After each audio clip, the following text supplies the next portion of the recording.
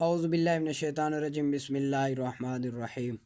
ماہ رجب کی 27ویں تاریخ بعد نماز ظہر 4 رکعت نماز ایک سلام سے پڑھیں۔ پہلی رکعت میں بعد سورۃ فاتحہ کے سورۃ قدر 3 مرتبہ، دوسری میں سورۃ فاتحہ کے بعد سورۃ اخلاص 3 دفعہ، تیسری میں بعد سورۃ فاتحہ کے سورۃ فلق 3 مرتبہ، چوتھی میں سورۃ فاتحہ کے بعد سورۃ الناس 3 دفعہ پڑھیں۔ بعد سلام درود پاک کا 100 مرتبہ پڑھیں۔ یہ نماز ہر مراد کے لیے انشاءاللہ تعالی بہت افضل ہے۔